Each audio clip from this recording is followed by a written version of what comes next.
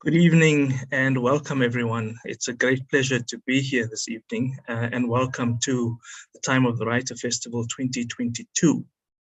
This session is called Beyond Words, a failed political insurgency and the lives caught in the crossfire.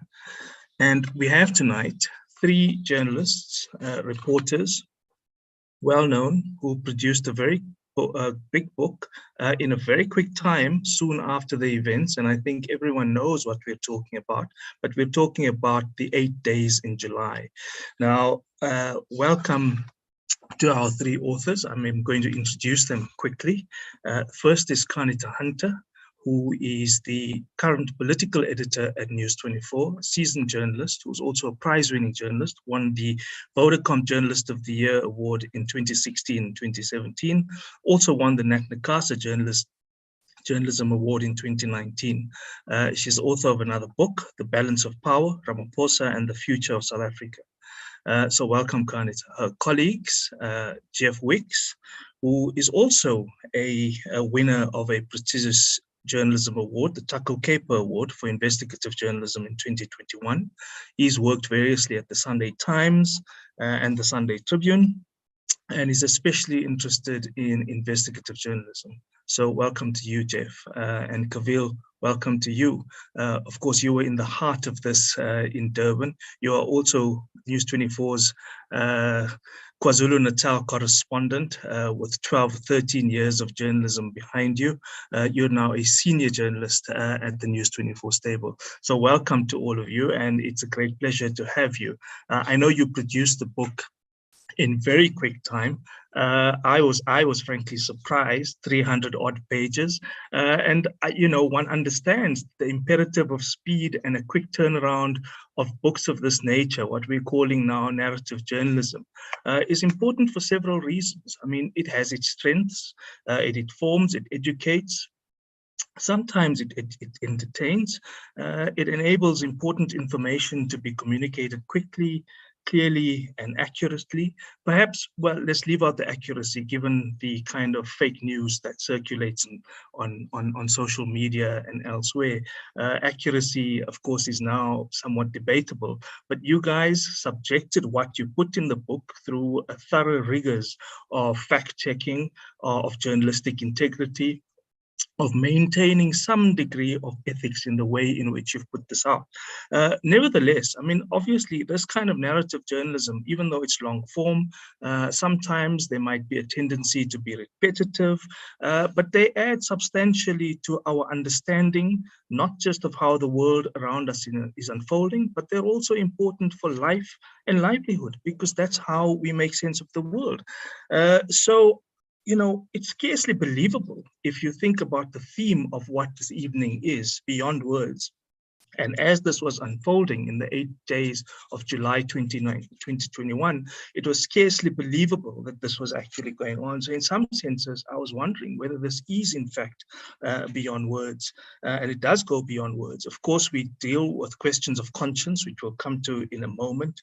And in terms of memory, this is something which sticks in our minds, and I think it does for a very long time and will stay with us. Of course, Kaveel and Jeff, you guys had some harrowing experiences in the field. That's also something that we'll come to. But Qaanitah, I wanted to start with you. You are the political editor. You were the person who led the major coverage on this. And there's now a 154-page report called the Expert Panel Report into the July 2021 Civil Unrest. And people call it all kinds of things. But this report doesn't appear to have had access to some of the intelligence documents and so on that you guys had access to. And it's important, I suspect, to try and understand what the hell was actually going on. Absolutely, Ebrahim, and thank you so much for this. I mean, it was so important for us when we sat down, the three of us, to write this book very soon after the unrest had settled. The imperative requirement that was in all our minds was that we need to tell people not what they've already seen on their television screens and what they lived during that time. It was very, very important for us to go beyond that, to go to the nexus of what was happening. Why was it allowed to happen? It was unprecedented in so many ways, and people had a lot of questions. And it was important for us to not treat it as a weaving together of news reports, which has its place in many, like you said, narrative journalism. It has its place, but for us, so we had sort of two hats that we wore during this very short period that we had to write this book. The first was the probing aspect of it, because at the end of the day, what happened? That was just the bigger question in our mind. And then the other thing is to obviously write it in a way where it makes sense to people and it is accessible to people. So that was our imperative. Now, our book came out in November 2021. Some months later, the Professor Sandy Africa report, which was now supposed to be this definitive account of government of what went wrong. The President Cyril Ramaphosa commissioned this report from Professor Africa, and there were two other colleagues who wrote that report. And for me, when we wrote the book, we obviously went as far as we could. We literally gave you minutes from NICOC meetings. We literally got confidential documents. We got top secret intelligence reports that were showing you what was going on behind the scenes during this time. We went into ANC, NEC meetings. We did our best to give you what was happening at the belly of government and the security cluster at the time. Then you read the report by Professor Sandy Africa. One questions, a lot of the assertions that she makes was assertions that we made about, the issues around the intelligence failures, the issue around underfunding, the issues around, the role of politics in the ANC and all of this. But there was something manifestly absent in her report, and that was what was actually happening in the intelligence circles during the time, and she had access to no documents. And that, Ebrahim, reaffirmed to me the importance of what we did. And as manic as it was during that time, and the effort that we put in during that period where we wrote the book seemed worth it, because we were able to take people, we were able to take authors, we were able to take government leaders. And the most shocking thing for us was when our book was referred to during hearings at the South African Human Rights Commission. The government and public entities should not be asking journalists what was happening. They should be asking the insiders, people who were at the center of it. And for me, when I read the Professor Sandy Africa report, which is an important report, obviously, and one that will be respected and recommendations should be taken seriously, it just reaffirmed for me how important it was to write what we did and to do the work that we did, where we brought together an investigative arm and we brought together that narrative arm, and we put it together in a way that we felt was the best format to tell this long, complicated, nuanced story, because it was not only action. There was things happening behind the scenes. There was not only things happening behind the scenes. There was societal nuance that we had to bring in. So there were so many threads that we had to sort of weave together for this tapestry that the book is 8 days in July. Absolutely. I mean, the thing that distinguishes your guys' book from the subsequent report from Professor Africa is the fact that you document things from minutes. You talk about all the different intelligence coordinating committees. There's crime intelligence, there's military intelligence, there was the NAT joints. I mean, I don't know how you guys kept pace with all of those acronyms. There was also something called JCOC. I mean, I don't want to read out the acronym because it might come across as rude, but I didn't know about it until I read your guys' book. But given all of this, right, we now sort of appear to be descending into some arcane conversations. Recently, I was part of a conversation somewhere where some sociologists and academics are saying, well, hold on, you guys shouldn't be calling this an insurrection, because you guys allude to that. The president called it that. Other places have called it an insurrection, and they're saying, no, hold on, we shouldn't actually call it an insurrection. Or some are saying not even an attempted insurrection. Some are a bit more prudent and say maybe they add the rider yet. We couldn't call it that yet. And I wanted to take from all three of you. Jeff, I want to start with you, but Qaanitah and Kaveel, you guys can weigh in, because you were both in the thick of it. So, you know, while there's some hair splitting going on about, is this an insurrection or is it seditious or is it not? Did they want to grab power? I mean, there was something real going on, and you were in the maelstrom. Jeff? Yeah, absolutely, Ebrahim. And to a certain extent, I would agree with those academics. What happened in that period in July doesn't really fit the dictionary definition of an insurrection, nor does it fit the definition of sedition. But like many things in the South African context, we presented with a unique set of circumstances. And we go as far as calling it an insurrection because from our estimation, it seemed to be a very ordered attempt to at least stabilize the government. And that said, it was extremely effective. As we saw, two provinces, KwaZulu-Natal and Gauteng, almost completely cut off from any semblance of law and order for the better part of a week. South Africa was thrust onto the world stage with the likes of the United Nations issuing statements about the state of law and order and the state of the rule of law specifically in our country.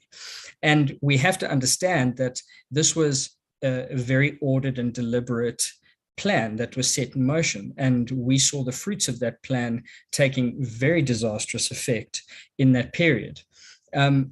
That said, this book was never meant to be a comprehensive academic work. By all means, we merely gave you, to quote the overused adage, the first draft of history. This should be improved upon. And things like the Sandy Africa report or that of her panel, pivotally important. The Human Rights Commission hearings, absolutely in the same grain. Every bit of examination that this period in our history gets is well deserved. And it's important because that will be the only thing that stands between individuals who architected this and some form of accountability, if it ever comes. Kaveel, you want to weigh in? I mean, you were in the thick of this. Yeah, sure. I mean, politics does take its own sort of its own path and its own juncture. And some of us that were in the middle of what was happening on the ground, I mean, here in KwaZulu-Natal, it was absolute mayhem. So to hear people sort of scoff off, to hear politicians scoff off what happened, and to hear people really debate whether this was coordinated or not is kind of shocking, because I mean, I can give you first-hand account here in KwaZulu-Natal from the beginning. I think it was the Wednesday or Thursday. I can't remember the exact date now, but in the Durban CBD itself, we've attended a lot of protests, a lot of different violent sort of uprisings in different parts of the city, in different parts of the country over many years. And the tone and the vibration of this was very different in Durban. I can tell you firsthand that we saw sporadic protests happening, what would eventually become the modus operandi for the entire unrest for that period of time, for those 8 days. You saw a very well coordinated groups of people in one specific area, flaming things, really getting all of the emergency services to one particular area. And then you hear something in the eastern part of the city, in the western part of the city. And it soon became very clear that this was coordinated and was out of control very quickly. And a lot of our services were completely just cut on the back foot. So yeah, for people on the ground, it's very strange to hear those things. I'm sure that everyone who experienced it will always have a very vivid memory of the coordination and of hearing the same thing happening in different parts of the province, in rural areas, in outlying areas, KwaZulu, in the south, in the inland parts of the province, So Yeah, definitely shocking for me. And the beauty of what you guys have done in the book is you detail, so you're talking about the experience of the vibes that you're feeling, and what you do in the book is you guys detail the vibes, but you also detail how the communication happens from one end to the other. Kaveel, you had your first helicopter ride where you could see from the air, literally, in other words, a bird's eye view of what was going on. Following on from this, right? Let's forget the arcane sort of academies for a moment, and I wanted to ask you guys what you thought of what the newly appointed person at the independent directorate, the new head, has said in an interview with your guys' outlet, and allow me to quote at length. I won't be too long, but basically she says we can't prove that there were July unrest masterminds, and that July unrest investigators could not find evidence that the violence was deliberately orchestrated. There wasn't evidence that could be used to identify and prosecute alleged unrest masterminds. First off, she continues to say, I have to say that those statements about masterminds, about planning, about the conspiracy didn't come from the police or investigators or the NPA. These statements came from politicians, the president and the Minister of Justice. And so we have to go with the evidence. The cases that are in court are based on evidence. People can say that there were conspiracies. That is not what we are able to prove. That is not the evidence we have. So, I mean, you guys detail that there are charges on page 74 of your text. There were charges by an attorney who you guys named called Sarah Jane Trent. There were charges laid by a DA opposition party. You guys have a series of tweets scattered throughout the book. You have evidence of other things being said by politicians, etc. I'm wondering what you guys make of this.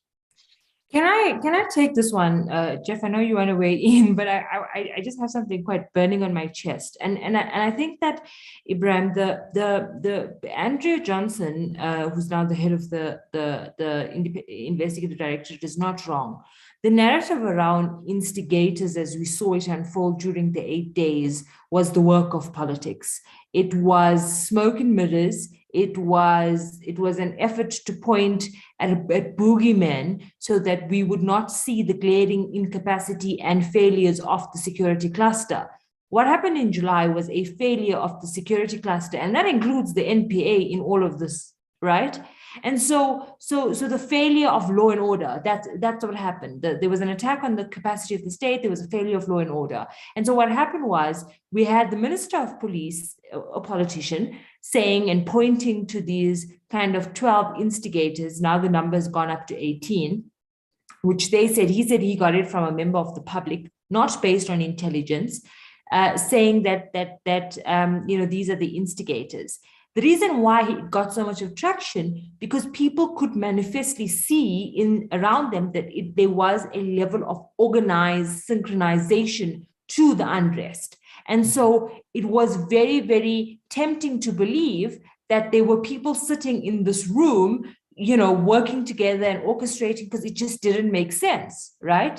But the reality of it is that what was pointed, there was so much of weight. I know I had participated in a radio interview following the publication of the book, and the talk show host kept asking, but why don't you expose the 12 people? And I said, the 12 people that Bekele mentions, and we now know that, people, low-level people sort of tweeting arrested for tweeting and for sharing voice notes. We know that was political smoke and mirrors. At the end of the day, you can't, when we say something is orchestrated to this level, and just to weigh in on your previous discussion around the word insurrection, I think that this is all, it's an academic debate about lexicon, which is important, but what it did at the moment is that it just created a whole lot of confusion about what actually was happening. It is very understandable that there is no dictionary word to describe a liberation party using tactics, or a faction of the liberation party using tactics it used to overthrow a rogue apartheid government, to overthrow its own sitting president, out of loyalty or out of self-interest, loyalty to the former president or self-interest, and then the convergence of that political game with organized crime and sporadic crime that we saw in terms of the looting. So you had this really loaded week, right, where so much is happening, so what we like to do as South Africans is we like to say, okay, but where's the bad guy? That's all we wanted. Where are the bad guys? And so we kept looking for these 12 people. And when the list comes out tomorrow, the News 24 is reporting on Bekele's full list of 18 people that he believed is behind the unrest. You laugh, because can these people conduct the level of violence that we saw? But the big part of this, and this is the thing that we must never forget about this entire period, was that it was the glaring failure of the state security apparatus to do its job. It was only people only got away with doing what they did is because there was a complete failure of that. And so you cannot look at what happened without looking at the corresponding sort of cause of it. You can't look at Moponi,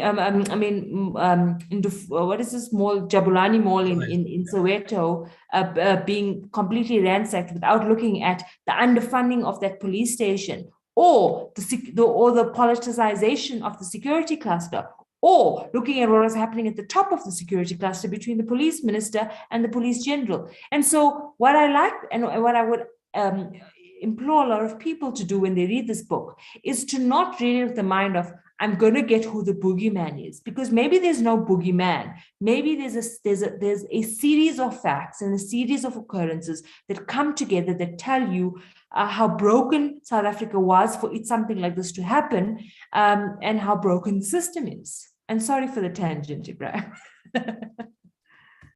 No, not at all. It's not a tangent. It's actually leading me into the next phase of what I wanted to talk about. In fact, it's a slightly unorthodox approach I'm going to take, because precisely what you talked about is you guys chronicle in the middle of the book around the kind of conflation of roles, and then there's underfunding, and then the intelligence guys say we can't have boots on the ground because our budget has been cut, and then the Minister of Police Bekele says, no, but I can't give these guys a budget, and Treasury won't sign off because there's been corruption which has gone before, and then you guys chronicle the conflict between the National Minister and the Police Commissioner and all kinds of things, right? But I'm going to return to a political question because it's loaded. But before I get to that, Jeff, do you and Kaveel want to weigh in on this, because I think it's an important question.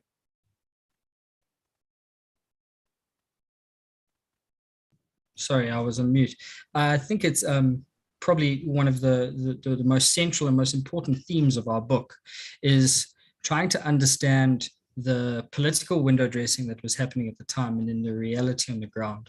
And I think the excerpt that you just quoted sort of speaks to that, and it's saying, we as the ANC now have a serious PR problem, because in reality what we have now is a faction within our own ranks who has now completely broken the mold and gone rogue, attempting to destabilize the government of the day, which is ourselves, the ANC. So then it becomes a real imperative to then say, we are taking action, there are things happening, we've identified these instigators, when in fact it was, and what Bekele has later admitted to, that it was in fact information that was passed on to him from a member of the public that he had not verified, yet at the time that was presented as something of a panacea to say, the country is burning, and images of this are being beamed to people on their TVs 24 hours a day, because that was the lived experience of many at the time. And what he did was he provided a solution to say, we've identified 12 instigators of this unrest. And it's got an almost biblical air to it, because it's like the disciples of all this drama. In reality, it was a complete farce. The information did not come from his own intelligence arms, but in fact, it came from someone who he'd met on the street and who got his number because it's on the internet. This is a sitting minister of police. And, you know, he's then under the glare of the lights trying to provide answers and trying to allay fears when it's impossible to do so. When you really examine the issue, he too is to blame, because between him and National Police Commissioner Qaanitah Hunter, the pair of them has fostered such a relationship that in any sane world would not exist. Both of them would have resigned. Qaanitah Hunter now defunct, right? Let's just make that clear. Who's no longer here. Qaanitah Hunter on borrowed time. He's got 2 weeks until he needs to vacate his office. But the reality remains, you cannot have a cogent leadership of a police force when you've got a political principle and the man meant to enforce his direction at odds with each other. And it's not at odds over things which, you know, have a sane footing. It's odds over management decisions, appointment of key personnel, and then you've got the disciplining of key personnel. So you can't but arrive at the conclusion that we have a scenario where Bheki Cele was getting actively involved in the police force to protect his allies. And then we ask why. But that's a question not for the book. Absolutely. Kaveel, I mean, I know, you know, I'm also sort of proffering that what Andrea Johnson is saying, that, you know, she doesn't have evidence. And I'm talking about what you guys cite around charges which are laid. Now, charges are not the same as evidence, I'm clear. But I mean, you were also there, and I was wondering, Kaveel, what you thought about what she said. Before I come to this loaded question that both Qaanitah and Jeff have touched on. I mean, just to add to what Jeff just said as well, what Jeff and Qaanitah just said, in terms of the statements that were made by the police minister, we found out later on at the Human Rights Commission, the police minister testified that there was, and the National Police Commissioner also testified, there was no proper communication even during that period of time between the two of them. I mean, there was an instruction, or there was a question, why wasn't the National Police Commissioner on the ground? And he felt that he could be, you know, in a sort of central room, and there was no need for his leadership on the ground while the police minister was looking for him. And I mean, that's indicative of what both my colleagues have just said, that the coordination, there really was, the security cluster was sort of a headless chicken. Everyone's going in different directions. And that's really been a problem in the police for a long time. And it has been headed in some form or another by Police Minister Bheki Cele in some leadership position, whether he's been National Commissioner. You know, the police ministry has a budget of 100 million rand. And where is that money going? How much of corruption has been sort of reported on over the last decade?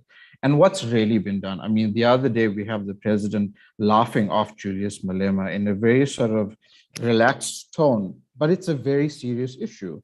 And we saw the effects of that on the ground. It was very difficult. I mean, there was an entire, the two biggest economies in the country, sort of people aren't sleeping, you know, people are on the streets, no one's at work, the economy's come to a grinding halt and the entire country's come to a stop. So, I mean, I would agree with what Jeff and Qaanitah have said, you know, it's just pure lack of coordination, caught on the back foot. You know, I want to, I'm going to come back to this issue that you raised, and I'm going to cite from the book, to return to Bheki, the Minister of Police, Bheki Cele. I'm going to cite from the book a passage. But before I get there, and we're almost halfway through our session, I'd just like to remind viewers that they can actually type in the chat on wherever they're watching, on Facebook or on YouTube, and it will be channeled through to us for conversation and discussion. I know also that I'm standing between people's supper and perhaps a long weekend, but it's appropriate. I mean, 21st of March, this is a human rights issue, if you want to call it that. It's also Sharpeville, for those of us who still insist on calling it Sharpeville Day. This has resonance for the kind of society we want to be. And on the stage of this kind of society we want to be, I want to take all of the things you guys have just been talking about this conflictual situation between the Minister of Police and the Commissioner of Police, the lack of communication, the fact that the advocate Andrea Johnson's talking about the fact that she might not have evidence of what has happened. Some of it may be circumstantial, but it's clear that this was planned. That much, of course, is certain, right? It leads me to a different question. I know I'm going to mix here stuff around administration, stuff around governance, stuff around policy, and stuff about politics. But my question is essentially a political one. And all of you, Kaveel, you're sometimes a columnist as well. But Jeff, as an investigative journalist, and Qaanitah as the political editor, but also as a columnist in your own right, you guys cite a tweet by Thuli Madonsela. And she says, and you guys cite this thing on page 137, that the chaos and looting we have is not the outcome of a trigger. It's organized by transactional leaders to intimidate the judicial system to allow impunity. So is this impunity related purely, I'm wondering, and I wonder what you guys are, is this kind of impunity related purely to Zuma's incarceration? Is it purely about the state capture or malevolent state capture, if we want to call it that? Or is it like a crude understanding of democracy? It's this understanding of democracy premised on kind of crude majoritarianism, no limits on power. It's almost kind of feudal ideas around how you exercise authority but enjoy the spoils of modernity. So is this just purely about their malevolent state capture and the fact that he's being incarcerated, or is there a kind of more deliberate undermining of the whole democratic project of democratic politics and of democratic governance? And the reason I'm asking this, because it reminds me of another portion that I read in the book, that the AUKUS, Kaveel, you were talking about people, I think it was a section that you wrote where you're talking about people in the prisons rising up. Now, was this, the people in the prisons, is this merely contagion effect? They're seeing what's going on around the country and they want to do that? Or is this people in prison who are undermining the prison authorities? So is there an ensemble of kind of undermining modern approaches to governments with all its limits on power, its limits on authority, its restraints on what people can simply do? So my question to you guys is was this a demobilization of democratic politics, a destabilization of our institutions in general? And might a second part of this question, given the kind of mores you guys point out around what's happening in the security cluster, given the fact that they might have access to some of the intelligence, might the orchestrators have had insight into the conflicts that happen in the police? Because you guys also point out how the roadblocks are set up in such strategic ways that they know where the limitations of the police stations are, that they can't actually traverse this. So there are two parts to my question. Is there a political orchestration to demobilize modern governance, firstly? And secondly, given the insights that you guys discovered, might the orchestrators have had intel of what's going on in the police, the budget cuts, the conflicts, the limited resources, etc.? And I want all three of you guys, because you were all in the thick of this. I'll start with that. I think it's a combination of things, and it's a very important point that you bring up as well, because leading up to the arrest of former President Jacob Zuma, a lot of things were happening. And I think we detail that quite extensively in the book. And there were, I wouldn't say warnings, but I mean, there were warnings, there were indications. There was a very strong sense that even right up to the very moment where he decided to sort of, call his protectors off and hop in with the police and become incarcerated, that this could become a very violent turn of events.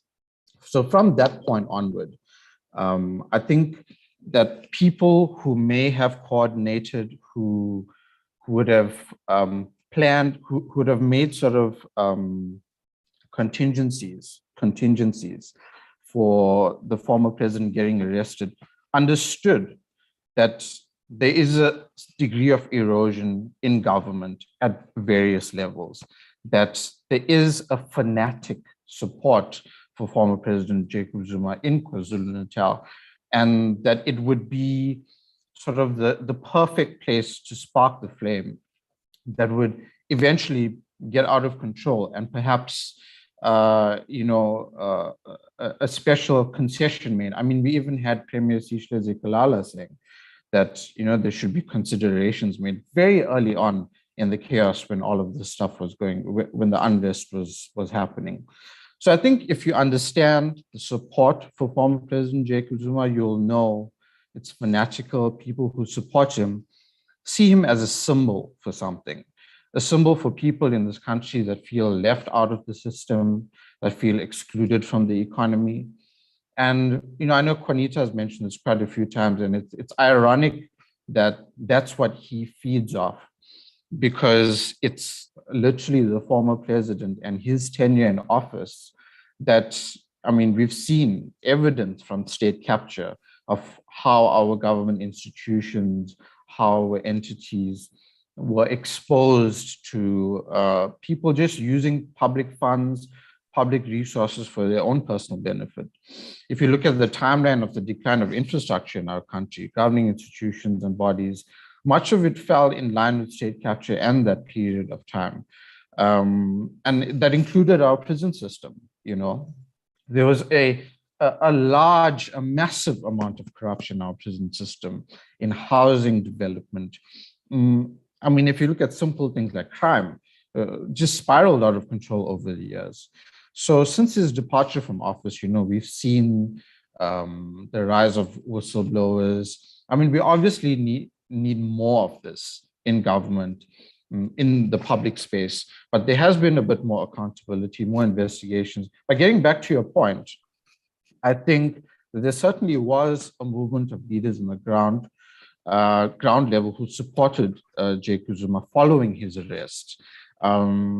I think even intelligence services had reported that at the branch levels of political movements, that this was imminent, that there was coordination already in place at a political level to coordinate people, to galvanize people that were fanatical about the former president and him being arrested and what that stood for. And people were using well-placed political structures to coordinate and discord. I personally saw, you mentioned the helicopter sort of thing earlier on. We even have video footage of this. Maybe investigators would like to have copies of that video footage, but I saw personally with my eyes people in vehicles, unmarked sort of double cabs, vehicles carrying large amount of tires, exactly what you said, blocking off strategic points in the city to prevent security services, to prevent emergency services from getting to certain suburbs, from getting to certain areas and causing havoc, burning things, burning infrastructure. And if you look at the level of sabotage, the army was late in KwaZulu-Natal, they said, because they had to secure national key points. Why were harbors being targeted? Why were power supplies being targeted? Qaanitah, this is deeply political. My question, is this about demobilizing our grand political project? So I think it was the perfect convergence of crooks, right? So the support of former President Jacob Zuma was not ideological in its core. I don't believe that. I believe that it was convenience in many ways, in a way that why are truckers who have been for 18 months prior to this protesting against, or had the xenophobic undertone, for example, to their protests for over a year before this Zuma thing, play such an important role in the unrest and the havoc. So it's a thing of, I scratch your back, you scratch my back, in this overall effort to delegitimize the state for self-interest. So that's why you have the convergence of organized crime. You have the convergence. That's why bullets were being stolen from warehouses. You had crooked intelligence officials or people from the security cluster. There's going to be an important conversation around consequence management in the police, in the SAPs, in terms of people who folded their hands during this time. And so what I think is that there were people who came from the inside, Jacob Zuma and his lieutenants, who knew how much they weakened the state in those 9 years. They also knew what a tinderbox South Africa was in relation to unemployment, poverty, and inequality. And they said, we will sit in this and ignite the flames of the tinderbox we allow to perpetuate when we need to weaponize it for our own ends. And then there was this convergence of everybody realizing that if we set this house on fire, we can all benefit in different ways. And so the genesis may have been, so when people ask me, when you say, was this organized? I'm not saying the looting of checkers was organized. That's contagion. That's mob mentality. That's many things. That's manifestation. That's a symptom of what happened, right? But at the core, it was, we know the inner failures of the state. We will use it for our own different reasons. And so you cannot look at this and say, was it only about Jacob Zuma? The answer is no. But was it sparked by Jacob Zuma? Absolutely yes. And so that's the in my mind, when I see what happened in July, I see it, all of what you said. I see it as an undermining of the democratic institution, because at the end of the day, law and order was something that former President Jacob Zuma fundamentally was opposed. It's the reason why he could defy the Constitutional Court with such courage, if you like, with such arrogance. And so it was a thing of, we will make the state ungovernable. We will use the weaknesses in the state that we caused, in our terms in office, if you like, and use that to our own advantage. Then there's the more specific thing. It's about the police reporting that they were inside information was being given about where personnel was and how much of rubber bullets, and that's a separate conversation. But I don't know if I answered your question, but that's basically how I see it. Absolutely, and it's not my question to be answered. It's a conversation on behalf of all of us as a collective in society. But it's an interesting point you make, Qaanitah, getting away, and it's a nice bridge, getting away from the high structures and the leaders and the processes and government and so on, and taking it to a slightly more human face. But a lot of what you're saying, strangely, does in fact go beyond words, and keeping with the theme of what we're talking about. Clearly, there was an incentive structure built in here where everyone is arbitrating about, something's going to benefit all of us, but let's leave them aside. It also leads us to the question of how is it that ordinary people felt themselves amenable and available to be used and abused in this way. We're talking about massive losses. We're talking about in the order of 360 or 400 lives. But I want to return to the theme of the festival. I want to actually make it more human.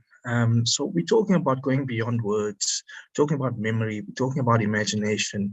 Importantly, we're talking about conscience. You guys detail in a lot of perspicacious information just the kind of lack of conscience that we have among some of our political leaders about the toing and froing. But it's not just the political leaders, it's the officials as well, the bureaucrats. And you guys wonderfully, of course, show that you are not without that kind of conscience. And Jeff, I not wanting to pick on you, but you showed that you are a human being in the midst of all of this. You narrate a story where you're in the middle of Johannesburg. We are awakened to a reality that we didn't actually think is immediately possible. And even as you guys are showing that these leaders with a lack of conscience, you found yourself in a sudden ethical dilemma, if not a moral quandary. You came across a guy who was, it seems to be what you're calling a delivery guy, whose hand was limp, looked like it was broken. And he was asking you to help while you're trying to serve us, the public, with information. And I don't think there's enough appreciation of the kind of work that the three of you do, but also the dangers where you put yourself into. Jeff, just you want to elaborate on that? Such a poignant moment that I came across where you're saying you didn't know what to do. What do you do? Do you go? And then you eventually say you drop the guy off. But I won't say where. I won't give it away. Yeah, it's something that I think about quite often, and I think it's sort of almost a scenario one would be presented in a journalism 101 class about ethics and about what to do. And I mean, just for the benefit of those who haven't read the book, we were covering the unrest in Central Hillbrow, and you know, it's quite difficult to sort of articulate the atmosphere at the time. I mean, if our vehicle was snaking behind this convoy of armored cars, and stones and all manner of debris was raining down from the buildings. It was very much a hot zone. And this guy, very desperate, ran up and came and asked for help. And essentially, I would have had to put him in the back of our vehicle and then drive him away from the story. I'm glad that I did. I don't know what ever became of that man, but I can tell you that I sleep much better at night knowing that I took a brief break from breaking news to help a man on his way, especially when you consider, and just the nuance I got from the situation at the time is that he'd been attacked or he had been targeted because he was a foreigner. And when the rule of law dissipates as it did, you know, it becomes a free-for-all. And even in times of relative order, we've seen how easy it is for xenophobia to rear, and I think it did on that day. But sort of in summation, it was a difficult choice at the time, but it was a choice that I'm glad that I made, and I'm glad that I took him out. Thanks, Jeff. There are other poignant moments that I'll return to, and of course, in riveting conversations of this sort, one always runs the risk of running out of time. But I want to bring in a viewer's, not a viewer, but someone who's watching closely. Christopher Ryan is posing a question to all three of you. How do you writers link the figures in the networks that are loyal to the former head of state to the many people who may not be in those networks, but were involved in the events of July 2021? Would you ascribe this, he says, to, in inverted commas, mob mentality, or as I called it, the contagion effect? Or Qaanitah, you've hinted at the incentive structure where people think if we do this, there's something in it for all of us. And I'd not necessarily be the grand sort of approach of demobilizing the democratic state, but that's Christopher's question. How do you link all of those people, even though they may not have been linked to the head of state or to that kind of politics? I mean, it was just a perfect scenario, right? They could. It was just a matter of, you know, there was so little law and order that whatever nefarious, I mean, you could stand across the road from a police station, a massive towering police station, and completely loot, ATM machines. You could do that. That was a lot of what happened there. That's what happens when the state fails, right? so that was the manifestation of that for different reasons. And when something can happen, people will take advantage of it happening for whatever reason. And so I mean, I call it the convergence of crooks. You call it the contagion effect. But I mean, it's that, right? You cannot look at what happened in July without ascribing it to the failure that caused it. Because if you had a law and order, first of all, you wouldn't have had a situation where the former president would defy the apex court. That's the first part of it. The second part of it, you would have this blatant disregard to the judiciary. Then you wouldn't have had the complete overrun of the security cluster and law enforcement. And then you would not have the complete denuding of the National Prosecuting Authority, where they basically cannot prosecute people successfully, having caught it red-handed in so many crimes. And so again, it was just the perfect storm. Thanks for that question. If there's anyone else, of course, please feel free to forward them. I want to ask you guys, all three of you, because you're all practitioners, even though you're writers as well. Is you narrate, a sort of semblance of things, and unfortunately, I'm taking it back to the political before I return to the personal again. Is you're narrating a question, and it's partly a methodological question on craft, but also on ethics. You guys report a group of Zuma supporters in the national executive of the ANC, and they legitimate this in relation to what our Mr. Ryan has asked. Is they say, no, this defiance before his imprisonment is okay. When the things unfolded, they had a smug sense of, we told you so, but more importantly, they say, this is legitimate. It's legitimate protest, as they called it. Now, they say also, they claim that this is ordinary people who are so irked by Mr. Zuma's incarceration, notwithstanding the fact, as you guys detail in the early part of the book, how many opportunities he'd had to appear before court or to provide explanation. I'm not going to go into that. But impressionistically, you guys say that this is what these NEC members of the ANC who are supporters of Zuma say so. So it's not surprising ordinary people would feel the contagion of this, right? Now, and here's the methodological question. Impressionistically, we know from statements, from what people say, from social media, from what they say on the news, from spokesperson, we know who can be associated with some of these views. Interestingly, though, you guys don't detail this in the book. Is there a reason why? And I'm not asking you to betray your sources, if indeed that's where it comes from. But if this is stuff we can glean impressionistically for those of us who watch this, is there a reason why you guys didn't enumerate who these people are?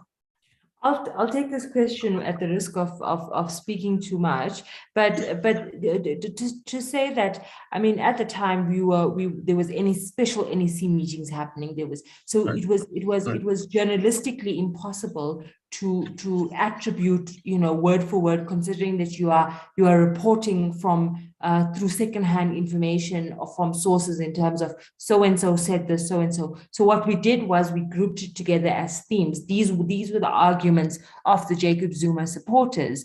Instead of saying it was Tony Ngeni that said X and it was so and so who said Y, particularly because we were not physically allowed to be in those meetings. And so it was to cover our back journalistically. And more importantly, it was not. I mean, like you said, people kind of knew who that band of people were. It was very important to kind of explain what was the sentiment. The sentiment was more important than the people, because we kind of already knew who the people were by that point. And like you say, the sentiment at the time was very much this false sense of this is a legitimate uprising. Former President Jacob Zuma is so publicly supported, the whole country is going to burn and therefore we must, the doctrine of everyone should be equal before the law should not apply to him because of this support. And that's the whole thing. That was the whole modus operandi. Let's try to make it be perceived as legitimate protest. let us light as much fires as possible so that we can create this illusion that the country is burning. And the reason why the country is burning is because you dared to incarcerate former president. Again, there are many, many people who were literally, sort of on the brink of the same fate, realizing that if this could happen to Zuma, this could happen to me. And that was a very, very scary notion. Yeah, no worry about you speaking too much, because the last 5 minutes are in fact going to Jeff and Kaveel. But another commentator has also drawn us back into the personal rather than keeping it at the level of the political. And Aisha Kaji says that it's a very interesting anecdote, Jeff, that we discussed. She's taught courses in journalism and ethics and humanity, and of this, it's obviously truly visceral. As is the inhumanity of why the guy was injured. He shouldn't have been injured in the first place. But nevertheless, this theme of something being visceral is what brings me, and I want to bring it to a close on this. Both Jeff and Kaveel, you both had fairly visceral experiences. And in a country like South Africa, those visceral experiences often center around race. Kaveel, you were in the midst of a very dangerous situation, one might say. If you want to get insight into this, read the book. You almost might not have been with us today had one kindly person not let you go.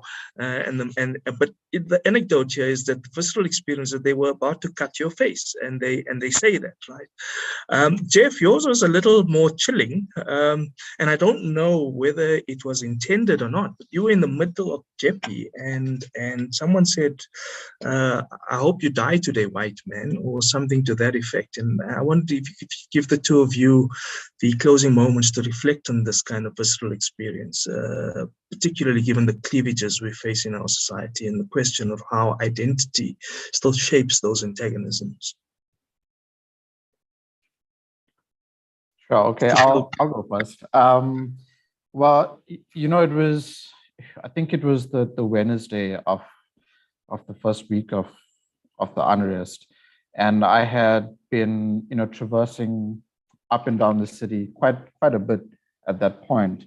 And when I was in the Umgeni Road area that same morning of the same day, it was pretty quiet. There were quite a few ladies around, sort of a lot of people, just to speak to your previous question, who are out there, were weaponized through their poverty. Qaanitah has used this term before, where people who are just desperate to sort of go out and get whatever they could, and leadership, a lot of the people aligned to Jacob Zuma were saying, oh, well, this is for him. It wasn't. I mean, the fact of the matter is our country's been buried in poverty for quite a long time. So while I was in that area later in the day, the tone of the entire place had changed. It was full of people that were consuming alcohol. It was a very intensive, very difficult to get in there. And so I had to go through the back areas of sort of the Umgeni Road section. And I was confronted as I was alighting my vehicle to get a shot of the Springfield, of the shopping center across the road that was set alight. And I was confronted by a group of men who threatened to cut my face off. They were like, why are we here? Why are you here? Why do you feel this is not your space? They said to me, this is not your place anymore. This is ours. You must go. And there was a very distinct anti sort of Indian sentiment at the time. A lot of the violence in Phoenix had taken place at this point. And, I was lucky enough to have stayed calm and said, if you guys want me to go, it's fine, I will leave. And I left the area. In my personal opinion, that particular incident was, those men were placed there. They were sort of the security who were coordinated and who were looking to ensure that, the looting happened freely. Whatever they needed to do happened freely.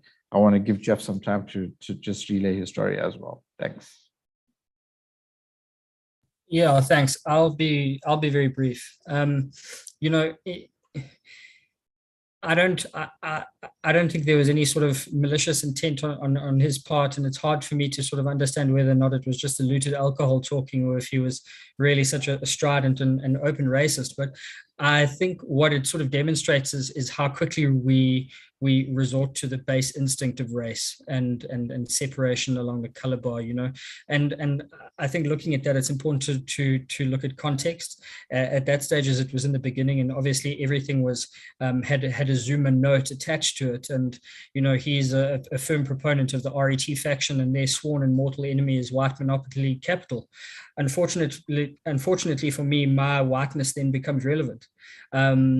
It's a sad reality, but it's just one we have to get comfortable with as we try and redress all of the ills of our past. And while one of those that we all work collectively to try and unravel. Of course, there are now messages coming through from the chat. Unfortunately, we don't have time to go through those. There's even a follow-up to one of the earlier questions. Thanks, Christopher Ryan. It will be relayed. But there was a follow-up question about the nature of human nature, that why didn't some of those people do, Qaanitah, what you're suggesting? But that's all, unfortunately, we have time for. It was a great pleasure to talk to the three of you, and I'm sure everyone watching it has enjoyed it. Go out, get the book. It's not that new, but I think it still has extreme relevance for where we are as a society and how we're going to unfold. So thank you very much, Qaanitah, Jeff, and Kaveel, and keep up the good work. And once again, thanks on behalf of the public for the kind of work you do and putting yourself in the kind of danger that you do. Thank you very much. Thank you for this. Thanks so much.